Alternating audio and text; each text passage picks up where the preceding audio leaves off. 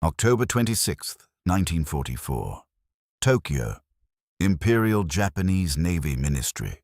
Rain tapped softly against the windows, while inside the operations room the air felt stale, heavy with damp wool, cigarette smoke, and the heat of too many bodies standing too long under dim electric lamps.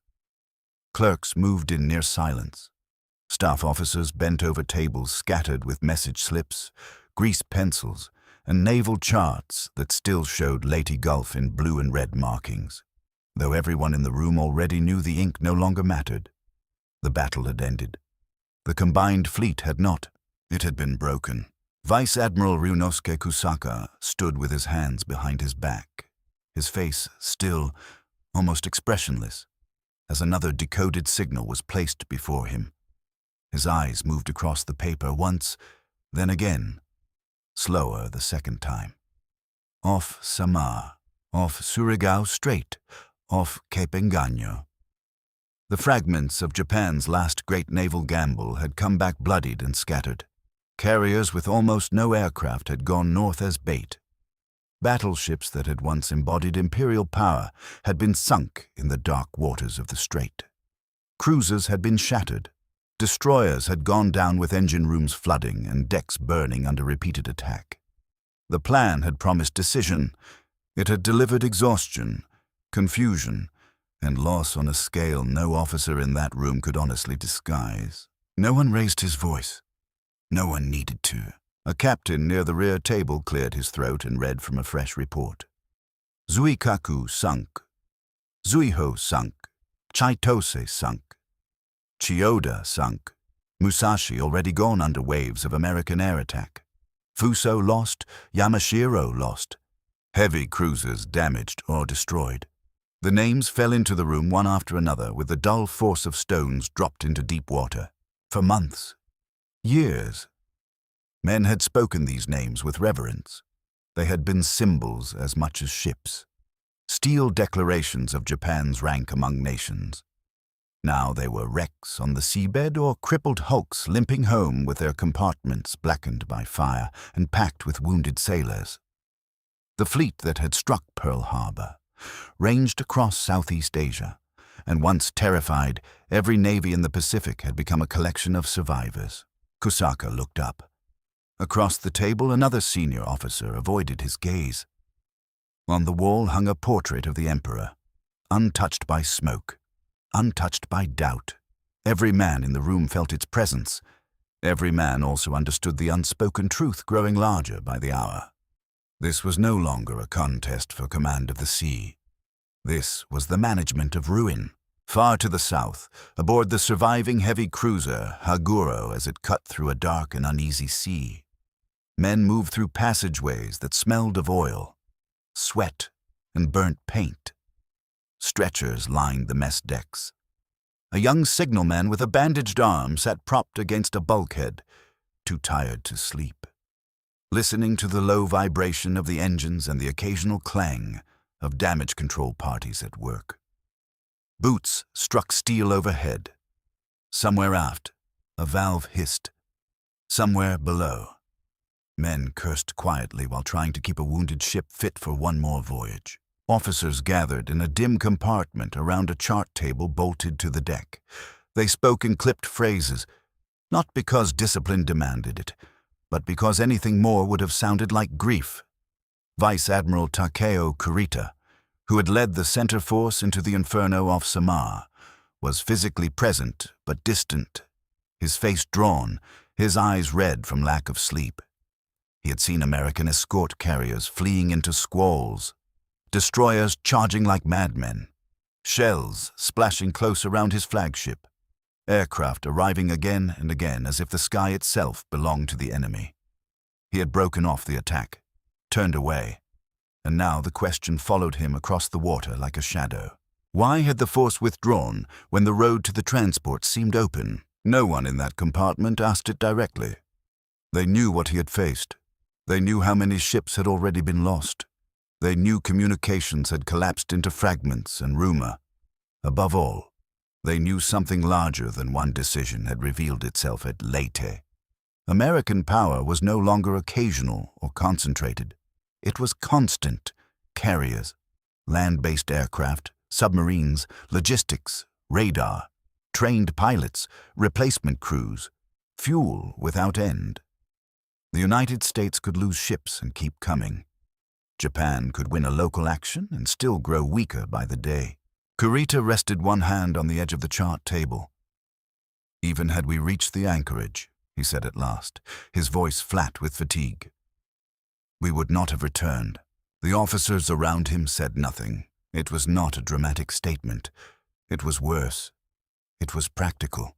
In Tokyo, the same conclusion was taking shape behind controlled faces and formal language. The naval staff still drafted communiques.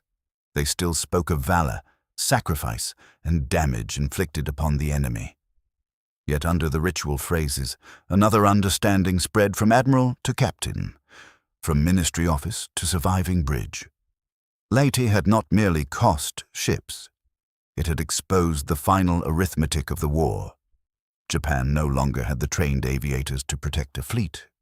It no longer had the fuel to move one freely. It no longer had the industrial strength to replace what had been destroyed. Steel remained. Courage remained. Tradition remained. But war had become mathematics. And the numbers no longer favored the empire. Outside, the rain kept falling over Tokyo. Inside, the admirals began to understand that what lay ahead was not victory, not even recovery, but a slower, harsher question: how long could a navy continue to exist after it had already ceased to matter? In the days after Leyte Gulf, the surviving senior officers returned not to triumphal receptions, but to corridors of whispers, formal bows, and doors that closed a little too carefully. The Navy Ministry in Tokyo and the underground command rooms at Hiyoshi still functioned, but the atmosphere inside both had changed. Men who had spent years speaking of decisive battle now spoke with the restrained, almost brittle politeness of officials standing inside a structure they knew was already collapsing. Their uniforms were still pressed, their swords still hung at their sides, their language still carried the measured cadences of imperial service. But behind every report, every conference, every exchange of salutes, lay the same realization. The combined fleet could no longer fight as a fleet. Admiral Suemu Toyoda, Commander-in-Chief of the combined fleet, received the after-action reports in sequence. The pages arrived from different commands and surviving ships, not all at once, not neatly, but in fragments, as if the battle itself were still disintegrating in his hands. At times he removed his glasses and rubbed the bridge of his nose before reading on. He had approved the operation that sent Vice Admiral Jisaburo Ozawa north with the last carriers as bait, Kurita through the Sibuyan Sea and San Bernardino Strait, and Vice Admirals Shoji Nishimura and Kiyohideshima toward Surigao. It had been conceived as a final, violent reply to the American return to the Philippines. Instead, it had shown that Japan was now staking everything on plans that required luck, sacrifice, and miracle in equal measure. One staff officer, speaking carefully, tried to stress the bravery of the carrier force off Cape Engano. Another noted that the enemy had been drawn away, if only briefly. A third mentioned American shipping off Leyte and the possibility that greater damage might have been done under different circumstances. Toyoda listened. He did not rebuke them. He did not need to. The room itself seemed to reject consolation, because the truth was sitting there in the papers. The carriers, sacrificed to the north, had gone into battle almost naked. They were carriers in name. Symbols of a naval doctrine Japan could no longer sustain. Their air groups had been emptied by previous losses, by exhausted training pipelines, by the long attrition of the Philippine Sea and the Solomons. The pilots who remained were too few, too green, or both. The great mobile striking arm that had once ranged from Hawaii to Ceylon was now a shell. Leyte had not destroyed that force in a single blow. It had revealed how much of it had already died. In another office, Navy Minister Admiral Mitsumasa Yonai read the same reports with a grimness that startled younger aides. Yonai had long been one of the more sober men in the upper ranks, less intoxicated by rhetoric than many around him. He had understood earlier than most that Japan's war with the United States was a contest of industrial endurance as much as courage. Now the evidence stood before him in naval ink and casualty lists. He is said to have spoken with quiet bitterness about the situation, not as a dramatic declaration, but as a practical verdict after Leyte. What remained was a struggle over time, not outcome. The Empire could still resist. It could no longer hope to reverse the tide. The surviving fleet units told the same story more brutally than any conference table. At Kura and other home waters, damaged cruisers and battleships arrived bearing wounds that could be patched but not redeemed. Hull plates were buckled inward like punched metal. Turrets were jammed. Decks were scarred by bombs, strafing, and near misses. Compartments stank of seawater, machine oil, blood, and smoke buried deep in insulation. Men stepped ashore hollow-eyed, carrying sea bags and memories they did not yet know how to describe. A ship might still float, might even still fire, but that did not mean it remained strategically alive. Fuel became the invisible sentence hanging over every planning discussion. Even before Leyte, the Empire's oil lifelines had been cut and battered. Tankers had been hunted by American submarines. Refining capacity had been strained. Storage and transport had become vulnerable to attack. After Leyte, every officer who understood operations also understood logistics. A battleship without fuel was a fortress chained to its pier. A cruiser without air cover was a target. A destroyer without trained crews and replacement parts was a temporary asset, already halfway to obsolescence. Among admirals, the private language grew more candid than the official one. In public, they still invoked endurance, spirit, and the duty to fight on. In private, some admitted that the decisive naval battle for which the Imperial Japanese Navy had prepared across decades had already happened. And Japan had lost not only that battle, but the ability to fight another on equal terms. Others spoke in even starker terms. The fleet, they said, still existed on paper. But paper did not steam into battle. Paper did not refill bunkers. Paper did not stop carrier aircraft that appeared at dawn, noon, and dusk with mechanical regularity. By November 1944, the question inside the High Command was no longer how to regain sea control around the Philippines. That question had already been buried with the ships in Surigao Strait and off Samar. The new question was, what use could still be made of the remnants? Could the Navy preserve strength for the defense of the homeland? Could it support army operations in any meaningful way? Could it still strike a blow great enough to shape negotiations that many officers refused to discuss openly, but had begun, privately, to imagine? Those were dangerous thoughts in Imperial Japan. Yet they were there, moving under the surface like currents beneath black water. And as winter closed in, another possibility, darker and more desperate than any fleet action, began to enter the Admirals' conversations. The first hints came not in proclamations, but in the pauses between them, inside conference rooms in Tokyo, beneath portraits, flags, and the rigid etiquette of the imperial state. Admirals began saying aloud what only months earlier would have sounded unthinkable. Not to the press, not to junior officers, never in the language of surrender, but in guarded phrases, in clipped remarks exchanged after formal meetings had ended, in the private admissions of men who had spent their lives preparing for a naval war that now could no longer be fought in any recognizable sense. Admiral Soemu Toyoda sat through one such meeting with his staff in late 1944 as the operational charts were spread before him. The Philippines were still marked with routes, attack arrows, anchorage points, and fleet dispositions as though symbols on paper might preserve a power already slipping away in reality.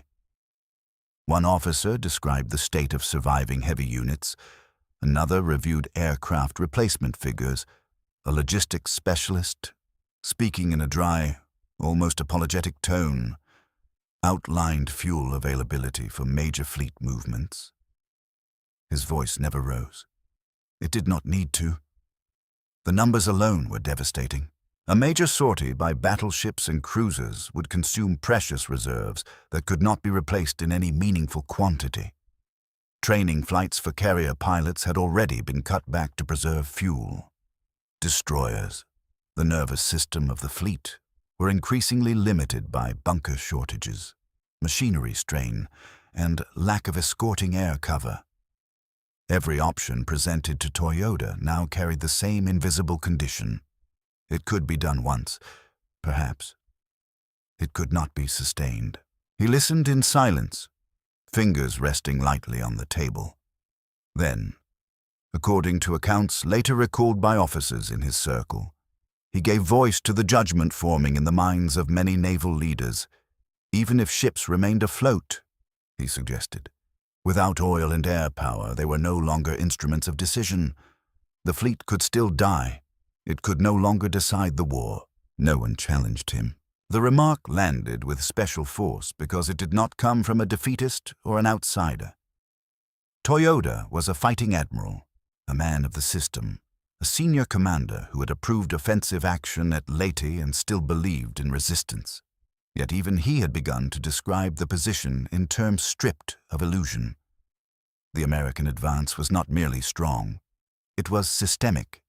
It linked submarines, carriers, logistics bases, repair docks, radar networks, trained aviators, and industrial output into a machine.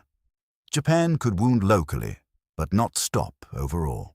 Elsewhere, Admiral Mitsumasa Yonai was said to speak with even less sentiment.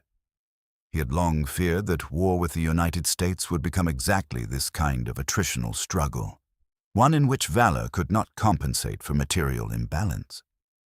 In private discussion with trusted officials, the implications after Leyte became harder to conceal. The Navy, once the Empire's sharpest instrument, had become unable to secure sea lanes, unable to guarantee fleet concentration, and increasingly unable even to move its surviving capital ships without exposing them to devastating air attack. Those conversations often unfolded in rooms where the windows were curtained and the atmosphere smelled faintly of paper, ink, and charcoal heat. A tray of untouched tea might cool on the side table while senior officers leaned over documents stamped secret. One spoke of sortie schedules, another of the American carrier groups now operating with a confidence bordering on routine, another of merchant losses and the shrinking flow of oil from the south. Through it all ran a difficult but unmistakable conclusion. The war's end was not visible in date, but it was visible in direction. Some admirals put it bluntly. Defeat was only a matter of time. For men raised in a military culture that prized resolve and despised open despair, such words carried enormous weight. They were not dramatic confessions. They were closer to diagnoses.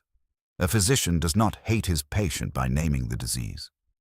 He only acknowledges that the fever has advanced beyond denial. In the same way, these admirals were not renouncing duty.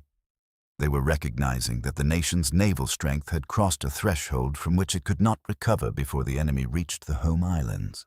Vice Admiral Takejiro Onishi absorbed that reality with a different kind of intensity. A forceful and complex figure, deeply involved in naval aviation, he had seen firsthand the collapse in pilot quality, aircraft readiness, and operational depth. When he looked at the post-Leyte balance, he did not see a route back to conventional success. He saw a narrowing corridor in which ordinary tactics promised only ordinary defeat. It was in that atmosphere that the logic of special attack took hold with growing force. Onishi did not invent desperation, but he gave it form. In rooms filled with maps of Luzon, Formosa, and the inland seas, officers discussed what kinds of strikes might still impose real cost on the Americans. Conventional air attacks were bleeding away aircraft and crews with diminishing returns. Surface sorties risked annihilation before contact. But a loaded aircraft deliberately crashed into a carrier flight deck or transport hull might, at least in theory, exchange one life and one machine for major damage. It was a brutal arithmetic, born not of strength, but of strategic bankruptcy. Some officers recoiled inwardly, even while nodding outwardly. Others accepted it with the stern fatalism of men who believed the empire had already entered its last phase. The admirals who had privately admitted that final defeat was inevitable now faced another question. If loss could not be prevented, could it be made so costly that the Americans might hesitate at the threshold of Japan itself? This was not hope in the old sense. It was pressure, pain, delay, and in that dark shift from victory to postponement, the language of command began to change. Less and less did men speak of destroying the enemy fleet outright. More often they spoke of bleeding it, shocking it, burdening it with so many losses that perhaps, somehow, the final terms of defeat might be altered. The great Imperial Navy had once dreamed of annihilating an opponent in a single climactic battle line engagement. Now its surviving leaders sat in dim offices, discussing how to use wrecked resources, half-trained boys, and one-way missions to gain time. Outside those rooms, the Japanese public still heard formulas of perseverance. Inside them, the admirals had begun counting the months. By the closing weeks of 1944, the surviving ships of the Imperial Japanese Navy still gave the appearance of force when listed on paper. Battleships remained. Cruisers remained. Destroyers still moved between anchorage points and repair yards. Staff charts continued to mark them by name and class, and clerks continued to update their condition reports with the precision of a machine not yet told it was already dying. But every admiral who mattered understood the same terrible distinction. A ship that exists is not always a ship that can fight. In the naval anchorages of the inland sea, the reality of that distinction stood in plain sight. At Kure, Sasebo, and other bases, men watched heavy units lying almost motionless in gray winter light, their hulls reflected in cold water streaked with oil. Deck crews chipped rust. Repair parties hauled hoses and welding gear across scarred plating. Signals flags still fluttered when ordered. Guns still pointed outward from turrets that had once symbolized national pride. But beneath all of it lay immobility. Fuel bunkers were low. Sortie plans had become exercises in rationing. Every operational decision now began not with strategy, but with oil. A lieutenant walking the quay at dawn could smell it everywhere and nowhere at once. Salt air, coal smoke from workshops, wet rope, machine grease, the sea itself. Yet the one smell that mattered most, the thick presence of abundant fuel, had become rare enough to be noticed by its absence. Without it, even the grandest ship became little more than armored architecture. Admirals touring these anchorages saw the truth with their own eyes. They stepped onto gangways, returned salutes, inspected damage, asked careful questions about boilers, pumps, ammunition stocks, aircraft complements, and crew strength. The formalities remained perfect. What changed was the private tone afterward. Once clear of the deck and back inside cars, offices, or staff launches, many spoke with a candor sharpened by what they had just seen. The fleet was not merely weakened, it was pinned in place by logistics and by the sky above it. American air superiority had become an operational fact no Japanese admiral could evade. What Leyte had shown at sea, the following weeks made undeniable everywhere else. Allied carrier aircraft could appear with devastating reach. Land-based bombers and reconnaissance planes extended that reach further. Radar, better pilot training, improved coordination, and relentless pressure meant that any large movement by Japanese surface ships risked detection and attack long before guns came into range. The old image of a fleet assembling in strength and choosing its moment had vanished. Now the enemy chose Vice Admiral Matome Ugaki, still intensely loyal, still committed to resistance, wrote and spoke in ways that reflected both discipline and despair. He was not a man to indulge in theatrical surrendering thoughts. Yet, like others around him, he could not miss what the war had become. The Navy was being forced into inactivity, not because it lacked brave officers or seaworthy hulls, but because the strategic environment had closed around it from all sides. Fuel shortages below, enemy aircraft above, submarines along the sea lanes, factories unable to replace losses fast enough behind. Every layer pressed in at once. For some admirals, this was the bitterest realization of all. They had built their professional lives around the doctrine of decisive battle. They had imagined preserving strength, drawing the enemy across the Pacific, and then striking with concentrated force under favorable conditions. Even after Midway, even after the Solomons, even after the Philippine Sea, fragments of that vision survived. Leyte killed the last of it. After Leyte, there would be no restored balance, no recovered initiative, no return of a battle fleet able to fight as an integrated instrument of national strategy. Only remnants remained. In private discussion, surviving naval leaders increasingly described the future not in terms of victory at sea, but in terms of final employment. How should the last capital ships be used, preserved for homeland defense? Expended in one final sortie, held back as symbols of endurance, sent south only when absolute necessity demanded it, each option carried its own humiliation. To preserve them was to admit paralysis. To commit them was to risk destruction without effect. To do neither was to watch them slowly become irrelevant. That dilemma weighed especially heavily on the battleship Yamato. Still afloat, still massive, still wrapped in legend, Yamato embodied the contradiction of Japan's final naval phase. She remained one of the most powerful battleships ever built. Her guns could still hurl enormous shells. Her armor could still resist punishment that would ruin lesser ships. And yet every senior officer knew that power measured in steel meant less and less in a war now dominated by aircraft, submarines, radar direction, and industrial scale. Yamato was formidable. Yamato was also trapped by the age into which she had been launched. The same was true, in different ways, for the entire surviving fleet. As winter deepened, meetings at the highest level took on an almost ritual character. Men sat upright beneath lamps, receiving updates that varied in detail but not in direction. Oil stocks continued to tighten. Pilot standards continued to decline under the pressure of losses and inadequate training time. Convoys suffered. Repair capacity was strained. The Americans advanced with a momentum that no single tactical success could reverse. Each report seemed to narrow the field of possible action until only grim alternatives remained. And still, official language could not fully catch up to private belief. Publicly, admirals spoke of decisive resistance and spiritual superiority. Privately, they used phrases that told a different story. The Navy could no longer hope to command the sea. At best, it might contest small pieces of it briefly. It could still inflict losses.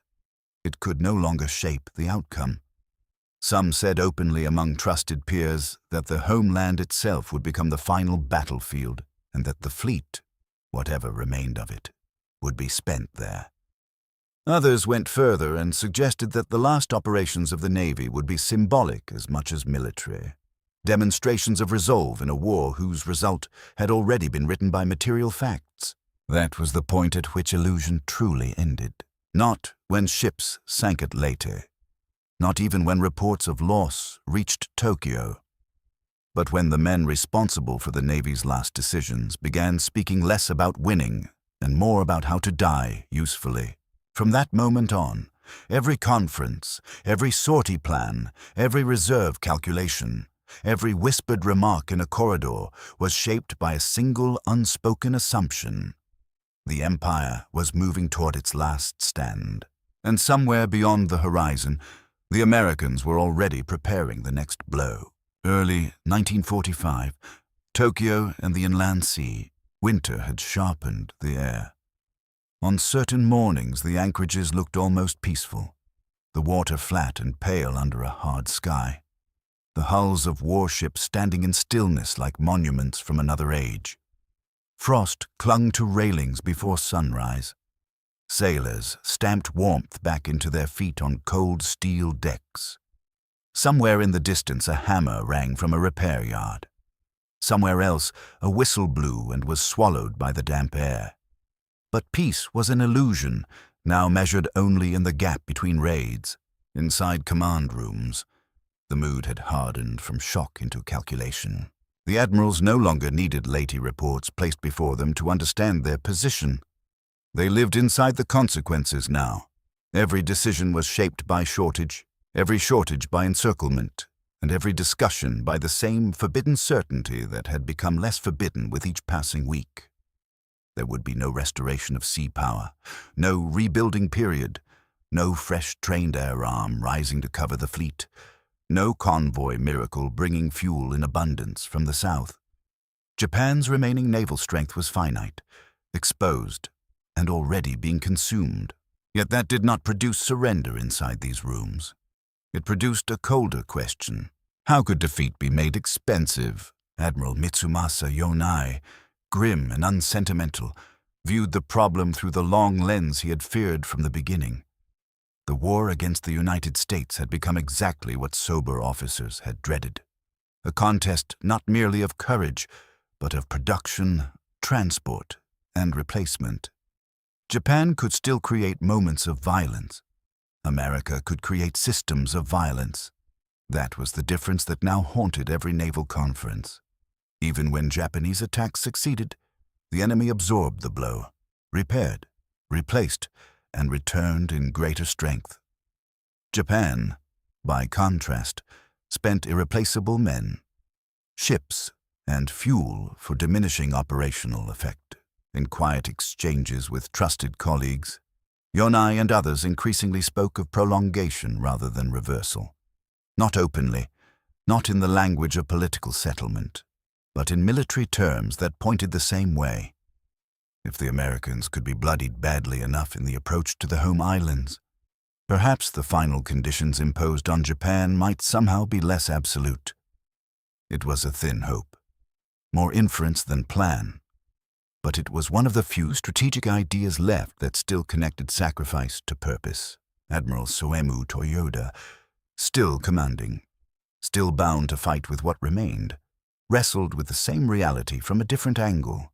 He could not simply preserve the fleet untouched, because an unused fleet in a losing war was a confession of impotence.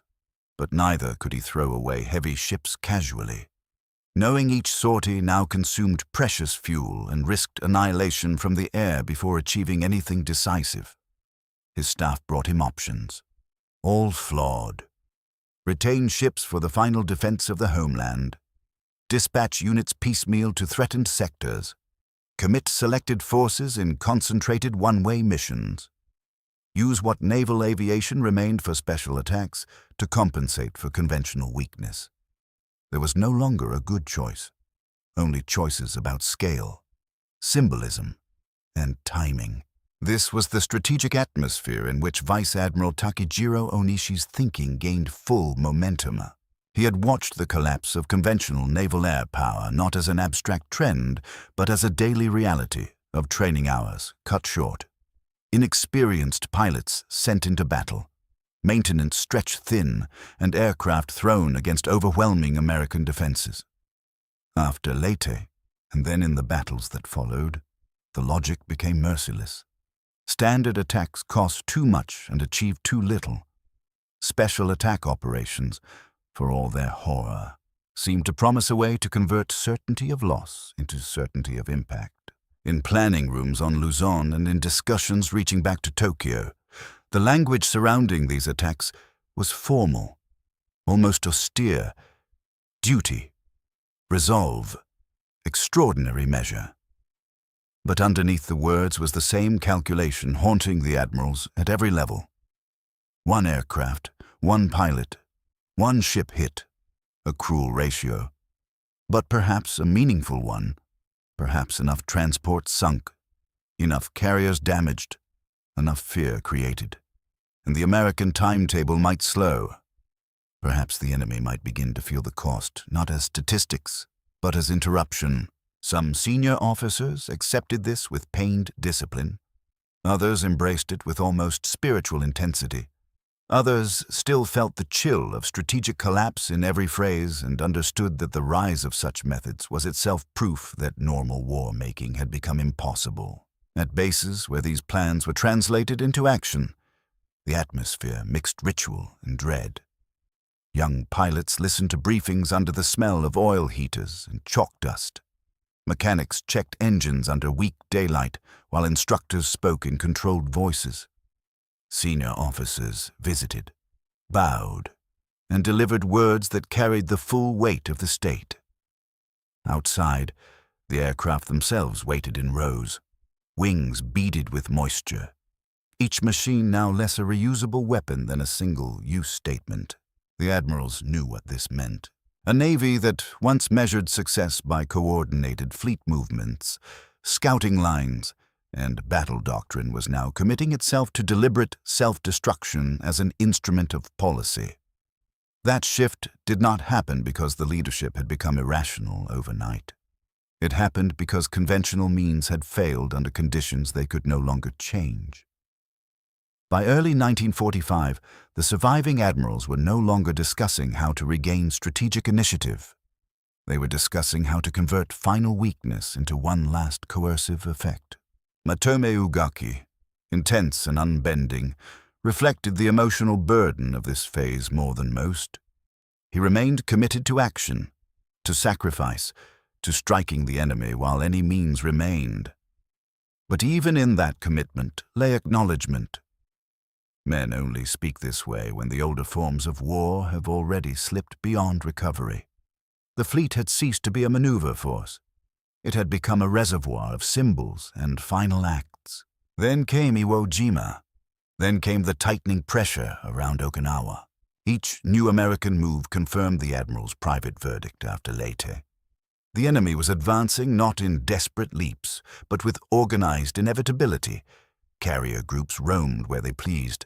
Amphibious forces assembled with immense support. Air attack expanded over sea and homeland alike. The perimeter had become a memory. Defense was being compressed inward toward Japan itself. In that narrowing space, the remaining heavy ships took on an almost tragic clarity. They were still powerful enough to inspire awe in anyone who saw them at anchor. Yet their real military value now depended on being spent in circumstances that bordered on the suicidal. The more the admirals studied the map, the clearer it became that these vessels were no longer assets to be preserved for victory. They were assets to be sacrificed for delay. That was the final calculation. Not how to win, not even how to survive, how to make the enemy pay for approaching the end.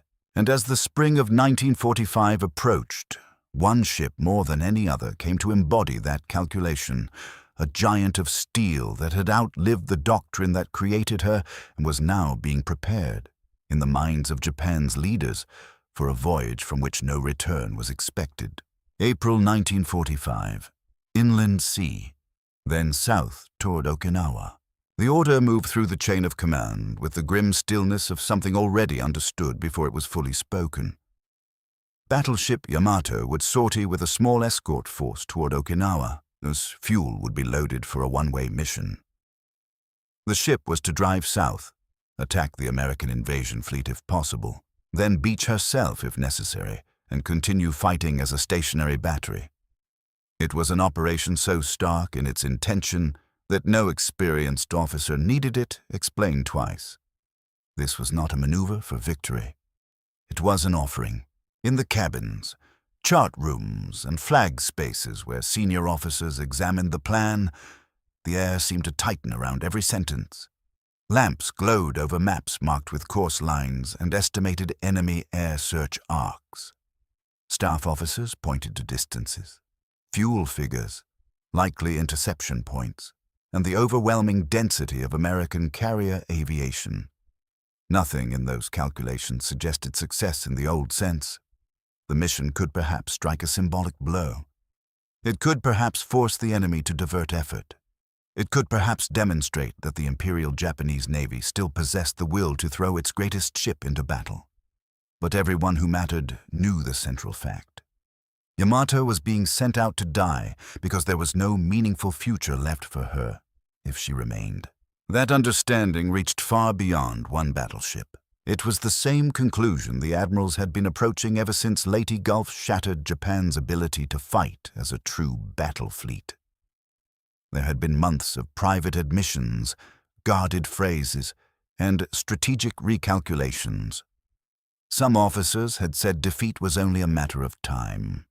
Others had said that without fuel and air power, the fleet no longer existed in any useful operational sense.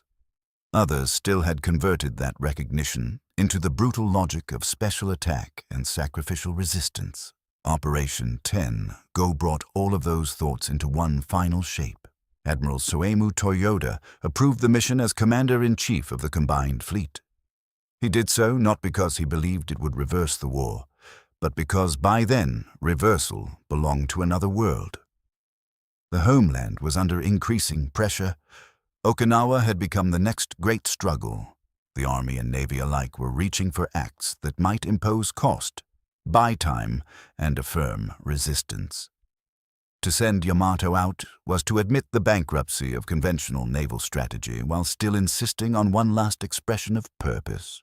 Vice Admiral Seiichi Ito, commanding the sortie, reportedly accepted the mission with the composure expected of a senior officer, though no man in his position could have failed to grasp its reality.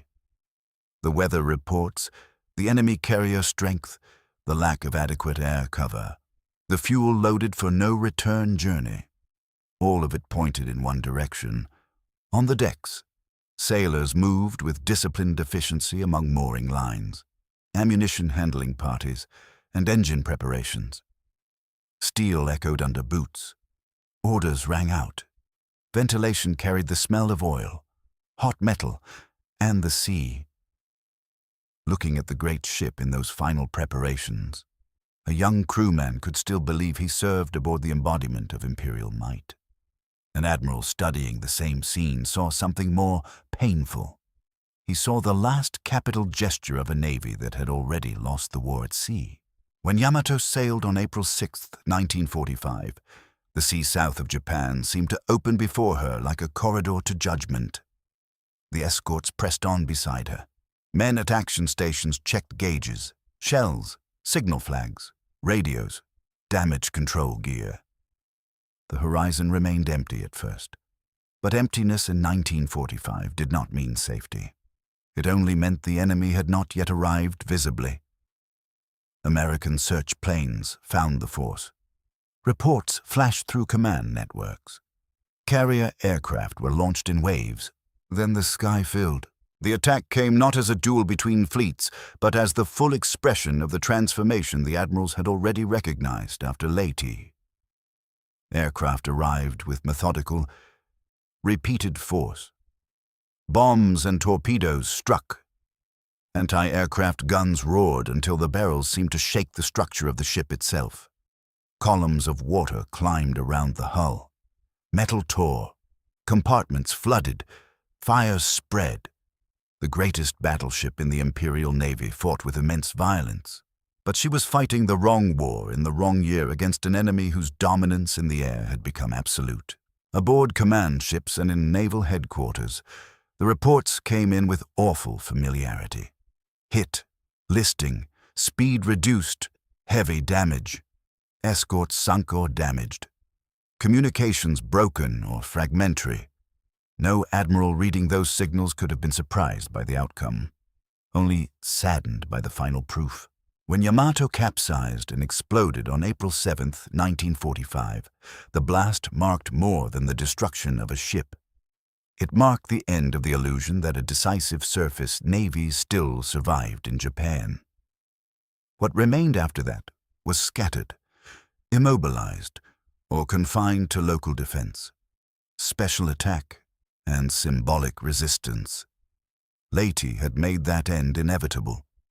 10-Go made it visible to everyone. And what, then, had the Admirals said when American victory became inevitable after Leyte? Not always in one sentence, not always on the record, but their meaning was unmistakable. They said the fleet could no longer decide the war. They said defeat was only a matter of time.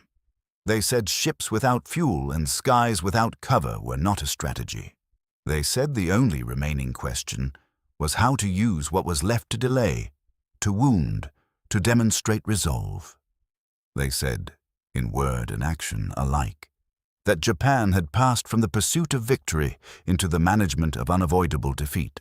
Some expressed it soberly, like men delivering a diagnosis. Some buried it beneath formal language of duty and sacrifice. Some turned it into plans for special attack. Some sent the last great battleship on a mission from which no return was expected. All of them, in the end, were speaking from inside the same reality.